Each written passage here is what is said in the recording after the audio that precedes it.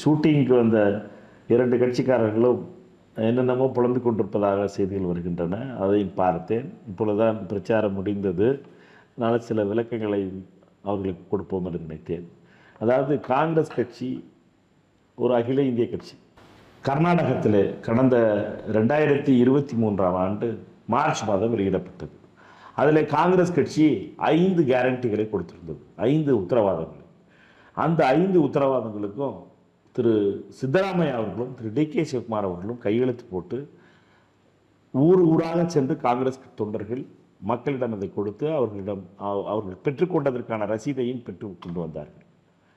மிகப்பெரிய வெற்றியான திட்டமாக இருந்தது. காங்கிரஸ் கட்சி ஆட்சி அமைந்து இந்த 5 திட்டங்களையும் அமல்படுத்தி இருக்கிறோம். இதை போலவே தெலுங்கானாவிலே டிசம்பர் மாதம் நடந்த தேர்தல், இதற்கு முன்பாக அக்டோபர் மாதத்தில் இதை போலவே உத்தரவாதங்களை திரு ரேவந்த் ரெட்டி அவர்களும் திரு விக்ரம் பட்டி அவர்களும் எடுத்துக்கொண்டு அவர்களுடைய கையெழுத்திட்ட கேரண்டி கார்டுகளை 6 முக்கியமான வாக்குறுதிகளை எடுத்துக்கொண்டு மக்களிடம் சென்றார்கள்.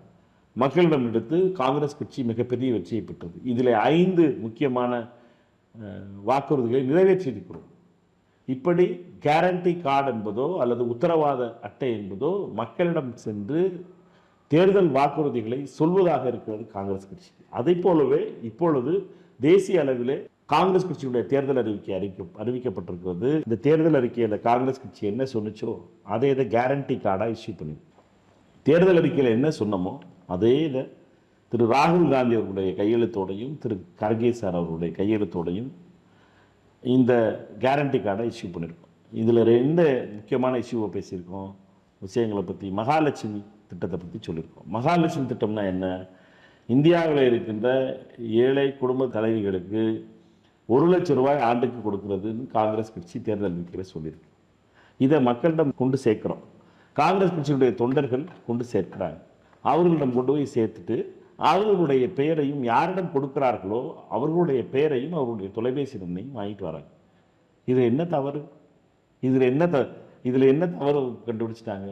மக்கள்கிட்ட ஏதாவது ஒரு நல்லது நடந்துடக்கூடாது, மக்களுக்கு ஏதாவது நல்லது நடந்துடக்கூடாதுன்னு நினைக்கிறவங்க தான் இதெல்லாம் இப்படி யோசிக்க முடியும். இதில் இவர்கள் எல்லாம் தோல்வி பயத்தால் இவர்கள் 2 கட்சிகளும், மோடி அவர்களுடைய கட்சியும் மோடியை டேடியாக ஏற்றுக்கொண்ட கட்சியும் பதறுவதை என்னால் பார்க்க முடிகிறது. அந்த கட்சிகளுடைய தலைவர்கள், அந்த கட்சியினுடைய தலைமை எழுதி கொடுத்து நாங்கள் இதை செய்வோம் மக்களுக்கு என்று சொல்ல தைரியம் இருக்கிறதா, தில் இருக்கிறதா? அது பாஜகவாக இருக்கட்டும் அல்லது தேமுதிகவாக இருக்கட்டும் அதிமுகவாக இருக்கட்டும், இவர்களை பொறுத்த மட்டிலே பொய்யை சொல்ல வேண்டும். உண்மையாக மக்களுக்கு கிடைக்க வேண்டிய எந்த நல்ல விஷயத்தையும் கிடைக்க விடக்கூடாது என்பதிலே தான் இருக்கிறார்கள். காங்கிரஸ் கட்சியை பொறுத்த மட்டிலே மக்களுக்கு நலன் செய்வதும் இந்தியாவில் ஏழ்மையை ஒழிப்பதற்கான கடைசி போராட்டம் இந்த மகாலட்சுமி திட்டம்.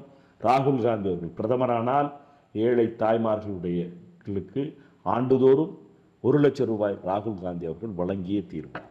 விருதுநகர் வாக்காளர் பெருமக்கள் மிகவும் தெளிவானவர்கள். அவர்களை பொறுத்த மட்டிலே இப்படிப்பட்ட போலியான ஷூட்டிங்காக வந்தவர்களை விருதுநகர் மக்கள் ஏற்றுக்கொள்ளப் போவதில்லை. நம்மை பொறுத்த மட்டிலே ராகுல் காந்தி அவர்கள் பிரதமராவார். ராகுல் காந்தி அவர்கள் மகாலட்சுமி திட்டத்திலே ஏழை தாய்மார்களுக்கு ஆண்டுக்கு 1 லட்சம் ரூபாய் தருவார்.